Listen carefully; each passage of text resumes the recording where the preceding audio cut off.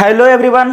तो मेरे प्यारे बच्चों, आज हमें वीडियो लेकर के आए हैं खास क्लास 11th क्लास के उन बच्चों के लिए जिनका क्लासेस मिस हो गया है या वे इस टॉपिक को नहीं समझ पाए हैं। मोल कंसेप्ट का एक छोटा सा टॉपिक आज आपके सामने हम डील कर रहे हैं और वो है परमाणु द्रव्यमान। तो चलिए हम लोग सीखने वाले हैं कि परमाणु द्रव्यमान वाकई में होता क्या है और इस परमाणु द्रव्यमान का उपयोग हम लोग मोल कंसेप्ट मोल संकल्पना में क्या करते हैं। बहुत बड़ा यूज है भाई, क्योंकि मोल कंसेप्ट सीखने के लिए आपको परमाणु द्रव्यमान की जानकारी बहुत बढ़िया से होनी चाहिए। देखो, सबसे पहली बात, परमाणु द्रव्यमान अर्थात परमाणु का द्रव्यमान निकालना है। बच्चों ध्यान से मेरी बात को समझना। आपको परमाणु के द्रव्यमान के बारे में पता करना है कि परमाणु का द्रव्यमान हम कैसे पता करेंगे। देखो, ये समस्या तो सभी के साथ हुई होगी जिन्होंने फर्स्ट टाइम इसके बारे में सोचा हो, यार परमाणु बहुत छोटा सा चीज है, उसका द्रव्यमान निकालना है। अब बताओ कैसे निकालेंगे, अब कैसे निकलेगा। किसी भी चीज के द्रव्यमान को मापने के लिए, कैलकुलेट करने के लिए जनरली आप क्या करते हो, जैसे एज एग्जांपल आप आलू लेने गए किसी के यहाँ, आप क्या कहोगे, यार मुझे 1 केजी आलू दे दो।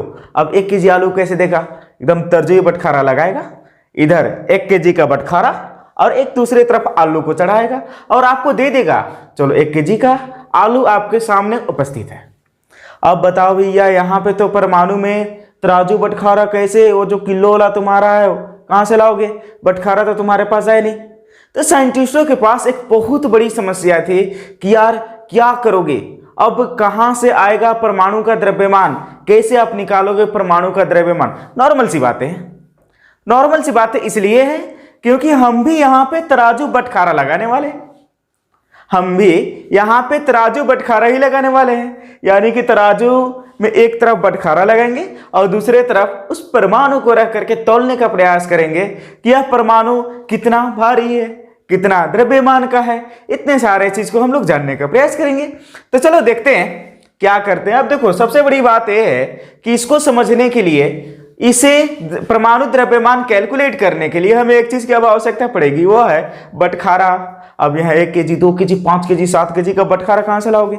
अब देखो, बटखारा जो वहां पे यूज किया गया था वह एक स्टैंडर्ड यूनिट था, एक मानक इकाई था। बच्चों मेरी बात को ध्यान से समझना, बटखारा जो यूज किया गया था एक स्टैंडर्ड यूनिट था, एक मानक इकाई था। अब बताओ, जब केमिस्ट्री वालों को परमाणु का द्रव्यमान निकालना हुआ तो यार इनको भी एक बटखारे की आवश्यकता है, इनको भी एक मानक इकाई की आवश्यकता है।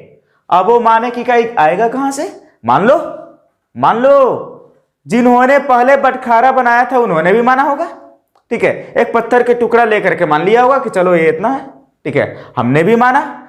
यहां पे देखो, एक मानक इकाई लिया गया, समझना, मानक इकाई जिसे हम लोग इंग्लिश में कहते हैं स्टैंडर्ड यूनिट, स्टैंडर्ड यूनिट, मानक इकाई। अब मानक इकाई कितना माना गया, मानक इकाई माना गया था बच्चों 1/12 into mass of 1C12 atom, 1/12 into mass of 1C12 atom. इसको मान लिया गया मानक इकाई। दूसरी भाषा में आप कह सकते हो, यहां जो हम लोग की सिंपल सी लैंग्वेज है, इसको बटखारा मान लिए हम लोग। चलो ध्यान समझो। देखो भैया, जिनको बटखारा नहीं समझ में आ रहा होगा समझ लेना, जिससे आप आलू खीरा गाजर बाजार में जाकर के तोलवाते हो ना, एक तरफ वो लोहा का बनाया हुआ आधा किलो 1 किलो 2 किलो का रखते हैं और दूसरे तरफ तुम्हारे सब्जियों को रख करके और मेजर करके देते हैं, वही बटखारे की मैं चर्चा कर रहा हूँ, कोई नया चीज नहीं है इसमें। चलो यहाँ पे ध्यान से समझना। तो यहाँ पे बटखारा लिया गया बच्चों 1/12 into mass of 1C12 atom, इसको मान लिया गया एक स्टैंडर्ड यूनिट, एक मानक इकाई, ठीक है। अब इसे तो मान लिया गया। अब क्या करना होगा, इससे बटखारा का उपयोग कैसे करोगे आप, कुछ नहीं करना है, एक तराजू के एक आम के पर इसको रख देंगे और दूसरा जो उसका पल्ला होगा उस पर यार क्या रखोगे, तो जो तुमको तौलना होगा, जो तुमको तौलना होगा, ठीक है। अब अगर मान लेते हैं बच्चों कि अगर mass of one carbon atom अगर हमें मेजर कर लेना है, या mass of 1 hydrogen atom, mass of 1 lithium atom, ऐसे मेजरमेंट करना है, क्या करेंगे समझना। अगर हमें मेजर करना है mass of 1 hydrogen atom, mass of one hydrogen atom. यार क्या करना पड़ेगा, एक तरफ एक हाइड्रोजन एटम को रखना पड़ेगा और दूसरी तरफ क्या करेंगे, तो 1/12 into mass of 1C12 atom ऐसा बटखरा रख देंगे। अब नॉर्मल सी बात है, उसको तौल करके देखेंगे, ठीक है, उसको तौल करके देखेंगे। पता है जब इसी दिखा गया मतलब कि एक तरफ मास ऑफ यानी कि हाइड्रोजन एटम को रखा गया और दूसरे तरफ 1/12 into mass of 1C12 atom में बटखरा रखा गया, तो पता चला कि इसी के बराबर था, दोनों बराबर हो गया। यानी कि 1 इंटू 1/12, इसको इंटू नहीं लिखते हैं यहाँ पे, मास ऑफ 1C12 एटम, ठीक है। तब एक को पता कर लिया गया था, दूसरे के पीछे लग गए सर, ठीक है। इन्होंने कहा कि चलो हम पता करते हैं मास ऑफ 1 नाइट्रोजन एटम, ठीक है। जब मास ऑफ 1 नाइट्रोजन एटम पता किया इन्होंने, तब पता चला कि देखो एक तरफ तो नाइट्रोजन एटम को रखेगा और दूसरे तरफ ए वाला बटखरा रखेगा। फिर पता क्या चला कि ये जो नाइट्रोजन एटम का मास है वह इससे 14 टाइम्स ज्यादा भारी है, यानी कि 14 गुना ज्यादा है, समझ लेना। मतलब कि जब ए को नाइट्रोजन एटम को एक तरफ रखा गया तो दूसरे तरफ 14 गो ए वाला चढ़ गया बटखरा बच्चों। इसका मतलब है कि 14 टाइम्स ज्यादा हैवियर है। तो 14 इंटू क्या लिख देंगे, 1/12 into mass of 1C12 atom. मेरी बात को ध्यान से समझना, यहां पे कुछ नहीं किया जा रहा है, एक तरफ हम लोग एटम को रख रहे हैं और दूसरे तरफ ए वाला बटखरा ले रहे हैं और उसके बाद इसको तौल दे रहे हैं नॉर्मल सी बात में। अब क्या करें, जैसे कि मास ऑफ 1 हाइड्रोजन एटम के लिए थे तब बराबर हो गया था तो 1 से मल्टीप्लाई कर दिए, ठीक है। इसके बाद हमने क्या किया, मास ऑफ 1 नाइट्रोजन एटम जब हमें लेना था तो हमें क्या पता चला कि नहीं यार, ये जो नाइट्रोजन एटम है जब एक तरफ हम रखे हैं ना तो दूसरे तरफ 14 को ए वाला बटखरा लग गया है। मतलब कि जो मास ऑफ नाइट्रोजन एटम है, एक नाइट्रोजन का एटम जो है वह ये वाला बटखरवा से 14 गुना ज्यादा भारी है। किससे, तो 1/12 into mass of 1C12 atom से 14 गुना भारी है, अर्थात ये तो तौला गया। अब चलो दूसरे की ओर चलते हैं, mass of 1 sodium atom, mass of 1 sodium atom. बच्चों जब मास ऑफ 1 सोडियम एटम पता किया गया तो एक तरफ सोडियम के एटम को रख दिया गया और दूसरे तरफ ए वाला बटखरा, ठीक है। फिर क्या पता चला, फिर पता चला कि ये जो बटखरा था वह 23 गो बटखरा चढ़ गया जब एगो सोडियम एटम को एक तरफ रखा गया था। इसका मतलब है बच्चों कि ये जो सोडियम एटम का मास है वह इसके मास से 23 गुना भारी है, अर्थात 23 into 1/12 into mass of 1C12 atom normally, ठीक है। अब आपको एक चीज क्लियर हो गया होगा बच्चों, ध्यान से समझना। हमें सीखना है अभी परमाणु द्रव्यमान, that means atomic mass. Atomic mass को सीखने के लिए हमने क्या किया बच्चों, हमने एक छोटा सा काम किया, एक मानक इकाई ले लिया और मानक इकाई मतलब बटखरा, आज की भाषा में हम लोग बटखरा कहेंगे। मानक इकाई हमारे पास क्या है, 1/12 into mass of 1C12 atom. इसको माना गया था, इसे माना गया था। अब इसी के रेफरेंस में इन सब का मास हम लोग निकाल लेंगे एकदम इजीली, एकदम आसानी से निकलेगा। Mass of 1H atom, hydrogen atom, यानी कि एक हाइड्रोजन परमाणु का द्रव्यमान, एक हाइड्रोजन परमाणु का द्रव्यमान क्या हो जाएगा बच्चों, तो 1 into 1/12 into mass of 1C12 atom, यानी कि इसी के बराबर था, ज्यादा कुछ अंतर नहीं हुआ, दोनों को रखे, दोनों तो बराबर बराबर हो गया। इसके बाद जब मास ऑफ 1 नाइट्रोजन एटम हमने कैलकुलेट किया तब क्या आ गया कि ये जो नाइट्रोजन एटम एक ठो रखे थे और दूसरे तरफ जब ये वाला बटखरा चढ़ाने लगे तो पता चला बच्चों कि 14 गो बटखरा चढ़ गया, यानी कि 14 टाइम्स ज्यादा भारी था। यार तब तो चढ़ा, नहीं तो नहीं चढ़ता, नॉर्मली सी बात है। अब जब मास ऑफ 1 सोडियम एटम हमें कैलकुलेट करना हुआ तो एक सोडियम एटम को एक तरफ रख दिए और दूसरे तरफ इस वाले बटखरा को रखना स्टार्ट कर दिए। बच्चों क्या पता चला कि ये जो बटखरा है वह 23 को चढ़ गया, 23 बटखरा चढ़ गया जब एक सोडियम एटम को एक तरफ रखा गया था, अर्थात एक सोडियम एटम का जो मास है वह 23 गुना भारी है ए वाला से, बटखरा से। चलो क्लियर है, आपको इतना सारा चीज समझ में आ गया होगा। एक बार आप स्क्रीनशॉट ले लीजिएगा, लेना चाहते होंगे तो, इसलिए कि मैं ऊपर वाले हिस्सों को अब इरेज कर रहा हूं और ऊपर में कुछ लिखूंगा। चलो देखो देखो यार, बात क्या है ना कि जब आदमी धीरे धीरे धीरे धीरे जैसे जैसे चेंज हो रहा है ना समय, मनुष्य आलसी होते जा रहा है। और आप तो जानते हो अलस्यम ही मनुष्यानाम श्रेयस्तो महारिपु, ऐसा कहा गया है। मतलब मनुष्य के शरीर में स्थित आलस्य ही उसका सबसे महान शत्रु है। लेकिन ऐसा नहीं है यार, कभी कभी आलस्य भी ना इंसान को बड़ा ही तरक्की देता है। देखो यहाँ का आलस्य जो है इंसान को कैसे तरक्की देता है, ध्यान से समझना। ये जो बटखारा था ना बच्चों, 1/12 इंटू मास, अब थोड़ा सा मैं इधर से लिख दे रहा हूँ, थोड़ा सा 1 सेकेंड, थोड़ा सा मैं इसको इधर से लिख रहा हूँ। 1/12 into mass of 1C12 atom, ये है क्या चीज? अरे एटम के मास पता करने का एक यूनिट है, नॉर्मल सी बात है, समझना। एटम के मास पता करने का एक यूनिट है। कहा गया यार ये कुछ नहीं है, ये है atomic mass unit, atomic mass unit. तो लोगों ने कहा कि हम इतना बड़ा क्यों लिखें, क्यों नहीं इसको छोटा सा एमयू लिख देते हैं, काम बन जाएगा। यानी कि छोटा सा इसको एमयू लिख देंगे तो काम हमारा बन गया है। अब क्या करेंगे, ध्यान से समझना।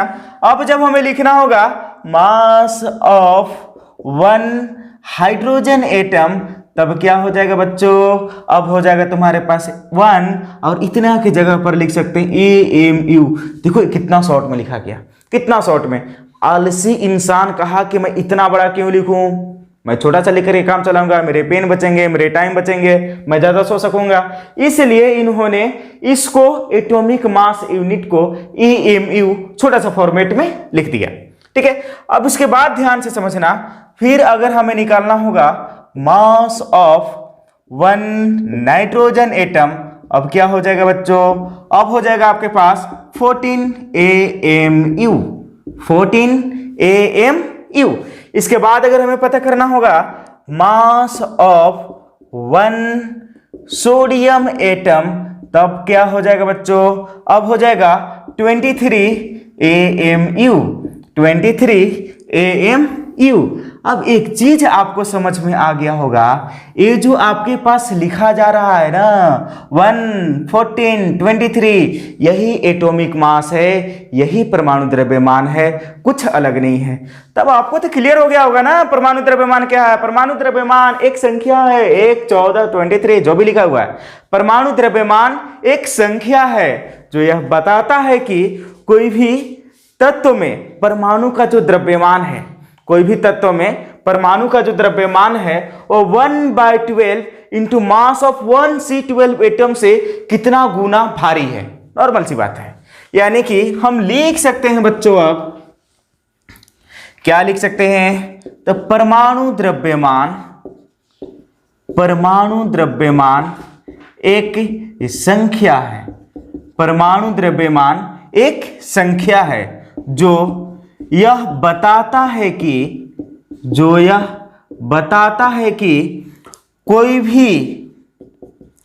भी तत्व का परमाणु 1/12 into mass of 1C12 atom, ठीक है, इसको मैंने इंग्लिश में लिखा है, अच्छा लगता है, से कितना गुना भारी है, से कितना गुना भारी है। नॉर्मल सी बात है, डेफिनेशन हमारा तैयार हो गया। अब परमाणु द्रव्यमान है क्या, तो परमाणु द्रव्यमान एक संख्या है जो यह बताता है कि कोई भी तत्व का परमाणु 1/12 into mass of 1C12 atom से कितना गुना भारी है। देखो कितना आसान सी भाषा में आपको समझ में आ गया होगा परमाणु द्रव्यमान क्या है। अब एक चीज ध्यान से समझना बच्चों, परमाणु द्रव्यमान ये किसके रेफरेंस में निकाला गया, तो मास ऑफ 1C12 एटम यानी कि C12 एटम को लिया गया था ना, C12 एटम को लिया गया था ना। तो आपको हमेशा याद रखना है कि इसी के रेफरेंस में निकाला गया है। आपके पास प्रश्न कभी कभी आ जाते हैं कि 1 AMU का वैल्यू कितना होता है। अभी हम लोग ये जाने कि 1 AMU का वैल्यू कितना है, तो 1/12 into mass of 1C12 atom. तो अभी के लिए हम लोग क्लियर करके रखेंगे 1 AMU बराबर 1/12 into mass of 1C12 atom. Normal सी बात है। अब बाद में आपको हम एग्जैक्ट वैल्यू बता देंगे इसका कितना होगा, लेकिन उसके लिए थोड़ा सा टाइम चाहिए, अभी आप नहीं सीख पाओगे। चलो ठीक है, इतना सारा चीज आप सीख गए होंगे। अब इसको इरेज करते हैं और इससे आगे चलते हैं। इसको हटा दो। देखो अब कुछ ना आपके पास परमाणु का जो द्रव्यमान है वो आप याद कर लो, ठीक है। नॉर्मल छोटा छोटा चीज, रट्टा नहीं मरना, यूज करते करते याद हो जाएंगे जब हम यूज करेंगे तो। देखना, जैसे एक हाइड्रोजन के लिए 1, ठीक है। हाइड्रोजन के लिए जो परमाणु द्रव्यमान हम लोग यूज करेंगे 1 नॉर्मली, ठीक है। लिथियम के लिए हम लोग यूज कर देते हैं 7, बेरिलियम वो तो आएगा नहीं, छोड़ दो। बोरन के लिए 10, carbon 12, nitrogen 14, oxygen 16, fluorine 19, sodium 23, magnesium 24, aluminium 27, silicon 28, phosphorus 31, sulphur 32, इसके बाद है क्लोरीन 35.5, इसके बाद है पोटासियम 39, फिर आपके पास कैल्शियम ले लेते हैं 40, ठीक है। क्रोमियम ले लेते हैं 52, कॉपर ले लेते हैं, कॉपर 63.5।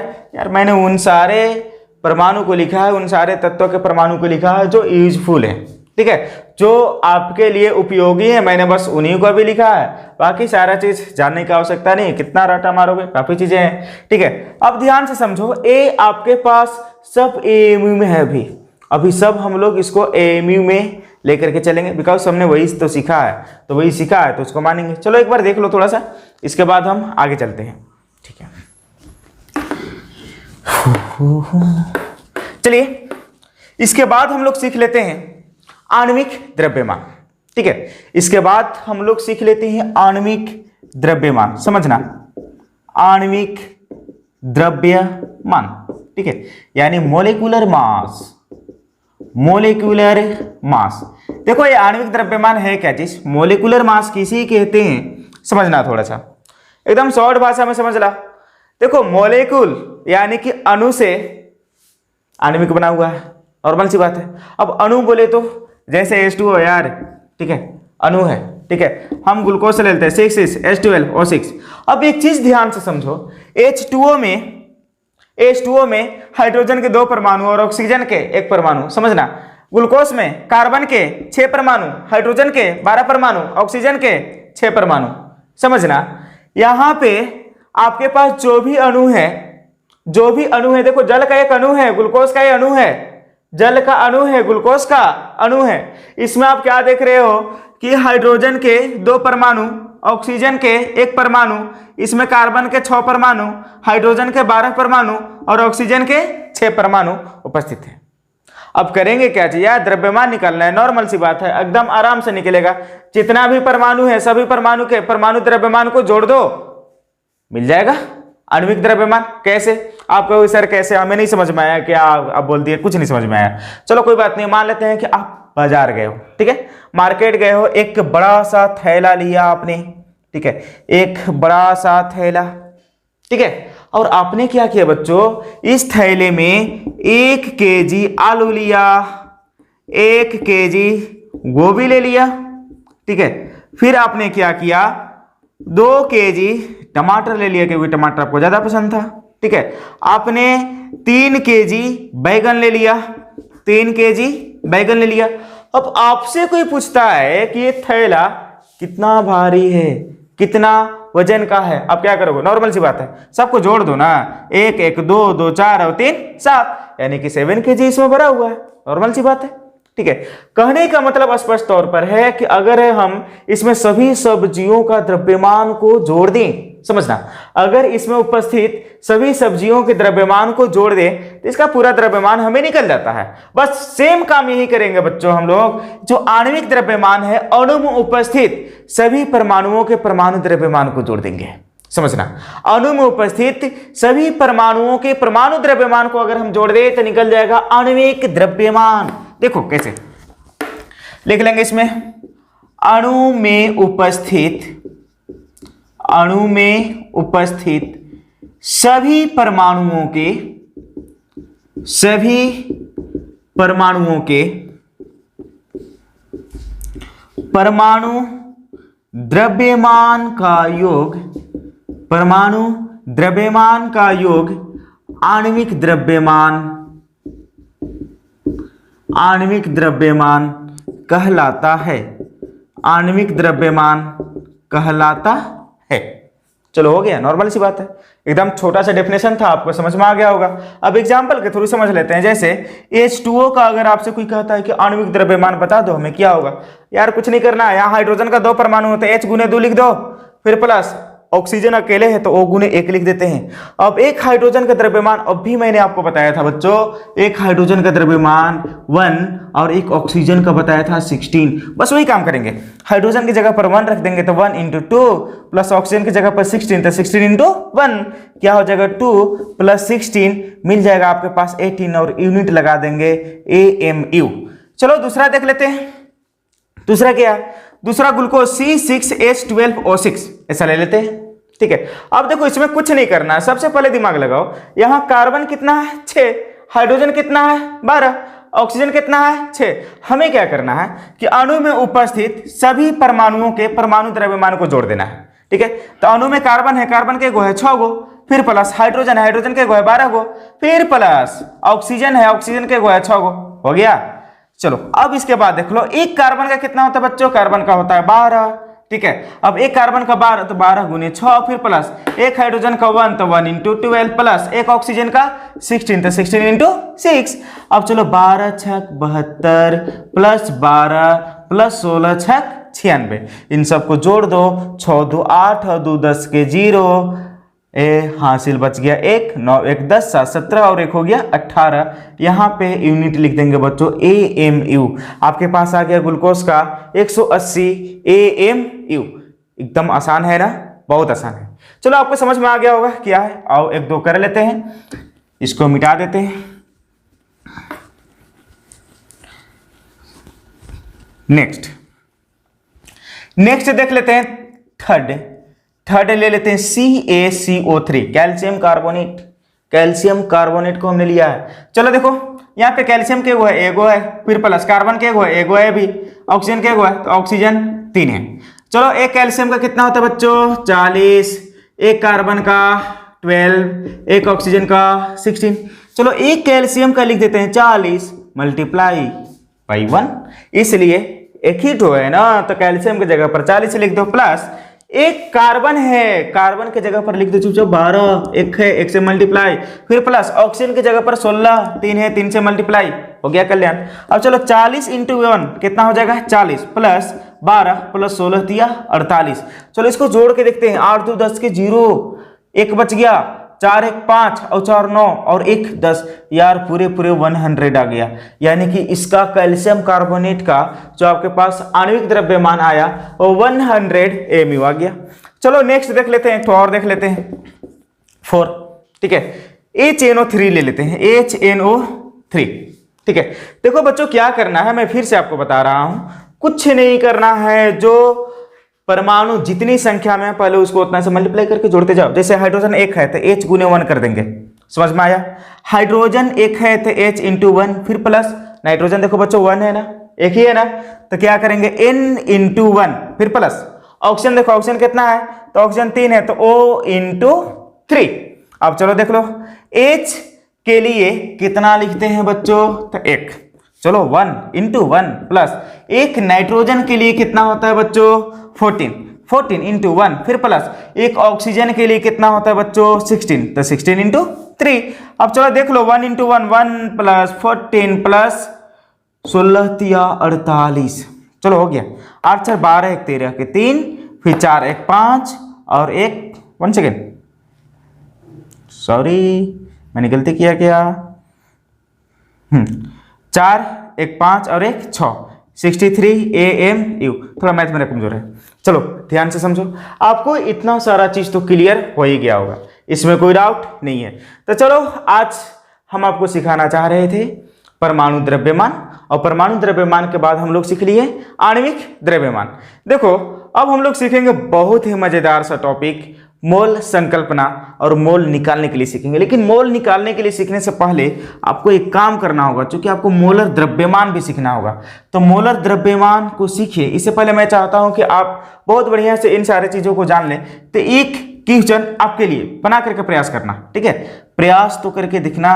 CaSO4 इंटू 2H2O, इसको आप पहचानते होगे, नहीं पहचानते होगे तो कोई बात नहीं, प्रयास कर लेना। CaSO4 into half H2O। देखो हमेशा याद रखना, डेफिनेशन को हमेशा याद रखना। डेफिनेशन क्या कहता है बच्चों? डेफिनेशन कहता है कि अणु में उपस्थित सभी परमाणुओं के परमाणु द्रव्यमान का योग आणविक द्रव्यमान कहलाता है। बस वही कंसेप्ट यहां पे लगाना और बताना हमें कि इनका आंसर क्या होगा, इनका आंसर क्या होगा। तो चलिए मिलते हैं हम लोग फिर किसी नए वीडियो में। तब तक के लिए धन्यवाद।